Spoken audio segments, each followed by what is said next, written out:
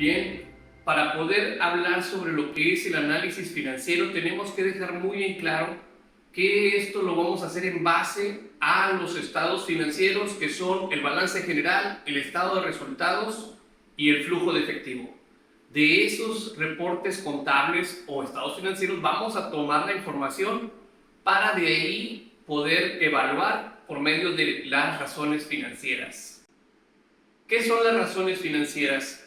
Pues las razones financieras no son otra cosa más que indicadores que toman la información de los reportes financieros y nos dan una situación de cómo se encuentra, un panorama de cómo se encuentra la empresa, cuál es la situación financiera de la empresa. Este análisis financiero se realiza normalmente cuando una empresa, un negocio quiere solicitar un préstamo a una institución financiera o requiere apoyo de inversionistas. El análisis financiero lo vamos a hacer en diferentes bloques. Vamos a dividirlo por el bloque de liquidez, solvencia, apalancamiento, rentabilidad y otro apartado más que se llama razones de operación. La liquidez es la capacidad que tiene la empresa de solventar sus deudas a corto plazo con su activo circulante. Esto quiere decir que cuando la empresa requiere de pagar todas sus deudas de a corto plazo, va a tener suficiente efectivo, va a tener suficiente liquidez para hacer frente a esas deudas. La fórmula para calcular la razón circulante es activo circulante sobre pasivo circulante. Y esto nos va a dar las veces en que se pueden cubrir las deudas a corto plazo. Pero dentro de este activo circulante existe un activo que es muy difícil de convertir en efectivo. Ese activo es el inventario.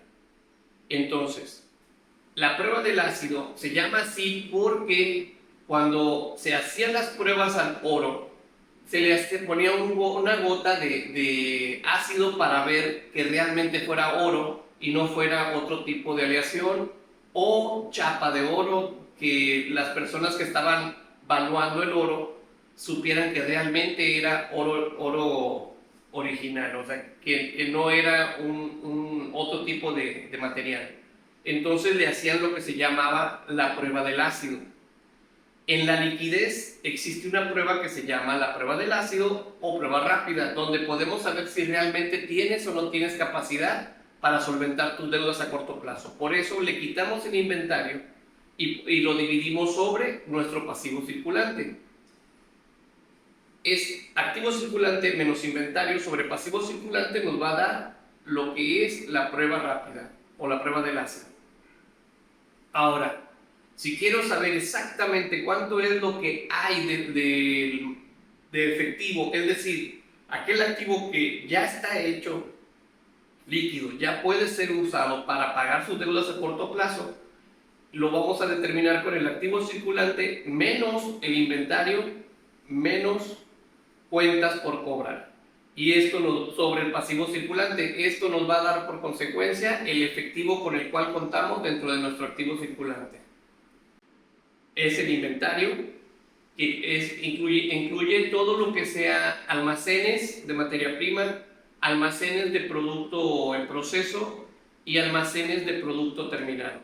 Todos estos, la suma de estos almacenes te va a dar por consiguiente lo que es el inventario. En la cartera, que es la otra parte en la cual se divide el activo circulante, en la cartera va a ir incluido todas las ventas a crédito. Esa también a veces se conoce como cliente o cartera de clientes. Por último, lo que es efectivo. No solamente es lo que está en el banco lo que se considera efectivo, también aquellas inversiones temporales que son documentos de valor que fácilmente los puedes comercializar y por eso se puede transformar inmediatamente en efectivo y por eso son los activos de mayor liquidez. ¿Cómo vamos a poder definir esa estructura? ¿Cómo la pudiéramos identificar dentro de nuestro activo circulante? Con las siguientes fórmulas. El inventario lo vamos a determinar con la razón circulante menos la razón rápida, que ya la conocimos. La cartera la vamos a calcular con la razón rápida menos la razón de efectivo. Y por último, el efectivo lo vamos a calcular con la razón rápida menos la cartera, que es la razón que acabamos de calcular. Y esas son todas las razones de liquidez que podemos encontrar. Van a encontrar muchísimo más con otros autores, con otros analistas, pero lo importante no es que se aprendan los nombres de las razones financieras. Lo importante es de que se puedan analizar las fórmulas. En base a las fórmulas van a poder saber qué es lo que realmente quieres analizar. Las razones financieras no son otra cosa más que un instrumento para un análisis financiero de una empresa o de un negocio. Eso va a depender de qué es lo que tú quieres analizar. Esa es la razón financiera que vas a utilizar. ¿Ok? Seguimos. Las razones de operación son aquellas razones en las cuales vamos a identificar el funcionamiento correcto de la empresa, es decir, un buen aprovechamiento de todos nuestros recursos, pero sobre todo operacionales. Y vamos a empezar por el primero, que es la rotación de inventario. Ventas sobre inventario te va a decir cuántas veces llenas al año el almacén, es decir, cuántas veces rotas el inventario a su 100%. Vas a dividir las ventas totales en el año. ¿De dónde vas a obtener esa información? Del estado de resultados. Acuérdense que las ventas son acumulativas. Las ventas acumuladas durante todo el año lo vas a dividir entre el inventario promedio. El inventario promedio, ¿dónde lo vas a encontrar? Si es el mismo inventario que has estado manteniendo mes tras mes en el balance general del último día del año, ese inventario lo vas a dividir, vas a dividir las ventas sobre ese inventario, que ese es el inventario promedio. Y vamos a encontrar esas veces. Después vamos a determinar lo que son los días de inventario. Eso significa cuántos días tardas en desplazar el material. Es decir, desde que llenas el anaquel hasta que se vende, ¿cuántos días estás tardando? ¿Cómo vamos a saber eso? Es la rotación de inventario sobre 360, que son los días que tiene el año. Recuerden que todo esto es estadístico, no significa que sea exacto o que ustedes cuando salgan a la operación van a ver que un producto desde que se pone el anaquel hasta que sale es totalmente como lo dice la fórmula. No, esto es estadístico, es para hacer un análisis nada más, para darnos una idea de qué es lo que está pasando en la empresa. Después vamos a calcular lo que son los días de cartera. ¿Qué son los días de cartera? Son cuántas veces tardas en cobrar. ¿Cuántos días tardas tú en cobrar lo que ya vendiste? Aquellas ventas a crédito, ¿cuánto tardas tú en que los clientes te paguen? ¿Cómo los vamos a calcular? Son las cuentas por cobrar multiplicadas por 360 dividido sobre las ventas. Como les he dicho, son estadísticos. Es decir, son promedios. ¿Ok? Es para darnos una idea nada más. ¿Cuánto estamos tardando nosotros en recibir el pago?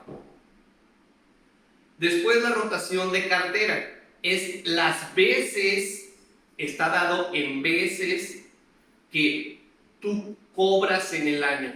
¿Ok? Puedes cobrar 10 veces, 15 veces. Depende de las cuentas involucradas, que como lo habíamos comentado en el anterior lámina, son las cuentas por cobrar por 360. La siguiente es muy importante, son los días de pago. Los días de pago son las cuentas por pagar por 360 dividido entre las compras. ¿De dónde voy a sacar las compras? Las cuentas por pagar yo sé que las encuentro en el balance general, pero las compras, ¿de dónde las voy a determinar? Acuérdense que en el estado de resultados, para poder determinar los costos de venta, tú estás calculando ahí las compras. Si no viene especificada la compra como tal, si no viene especificada en el estado de resultados, tomarías ya sea un porcentaje del costo de venta o en su defecto el total del costo de venta, aunque no es lo más indicado. Debe de ser nada más las compras de la materia prima. Acuérdense que en el costo de ventas van otros factores. Ahora, la rotación de cuentas por pagar, eso significa cuántas veces pagas al año. Son 360 sobre los días de pago y tú vas a determinar cuántas veces estás pagando en el año. Ahora, este dato es muy importante. El ciclo de conversión en efectivo es desde que tu producto sale de producción y llega a la anaquel hasta que lo conviertes en efectivo. Es decir, hasta que el cliente te lo paga. En todos los días que pasaron para que esto suceda, a esto le llamamos ciclo de conversión en efectivo. Y es muy importante. El ciclo de conversión en efectivo es muy importante, sobre todo para los negocios pequeños, porque son aquellos negocios que van a sufrir cuando tengamos las bajas de ventas. Actualmente, con el problema que tenemos ahorita, donde la economía se está contrayendo, el consumo ha disminuido a un punto muy crítico, este ciclo va a ser muy importante, porque de eso va a depender la vida o la muerte de las empresas, de los negocios. En esta crisis que está ahorita, esta crisis va a ocasionar que muchas empresas quiebren. ¿Por qué? Porque su ciclo de efectivo no es el adecuado, porque ellos tardaban mucho en convertir en efectivo. Entonces, al bajar el consumo, ellos van a tardar más en desplazar sus activos y sin embargo los costos fijos sí los van a estar pagando. Entonces, este ciclo de conversión se va a alargar y no van a poder sobrevivir algunas empresas o negocios. Solvencia es la capacidad que tienen las empresas para poder cubrir sus deudas a largo plazo con su activo fijo. Es decir, cuando ustedes tienen una propiedad, esa propiedad por sí sola, esa propiedad puede ser como garantía por un préstamo. Todos los activos que tengas tú para poder poner en garantía para un préstamo, esa es tu solvencia.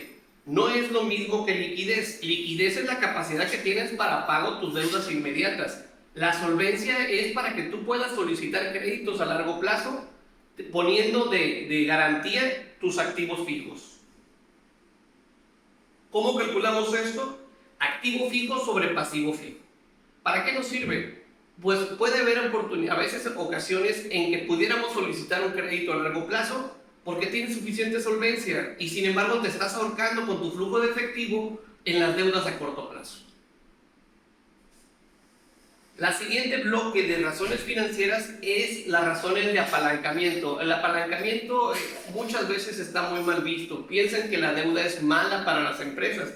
Sin embargo, como ya lo hemos explicado en otras ocasiones, el apalancamiento se llama así porque con una fuerza menor obtendrás una fuerza mayor.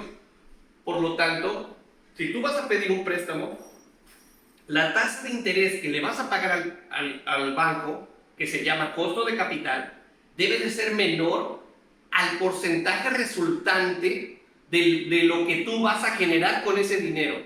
Ese dinero que tú estás obteniendo a una tasa debe ser utilizado en un proyecto que podamos cuantificar la tasa resultante, es decir, el rendimiento.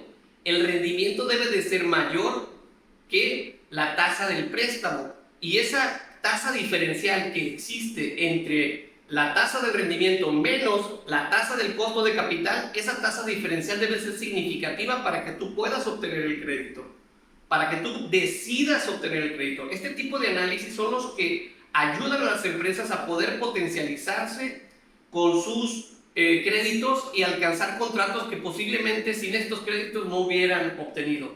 Recuerden que siempre obtener capital por medio de los inversionistas es más caro que pedir un préstamo, porque con el capital tú estás cediendo una parte de tu empresa a otras personas y acá no solamente les tienes que pagar su dinero y ahí se acabó. Con los inversionistas no, esos son de por vida hasta que ellos lo decidan o hasta que la empresa quiebre.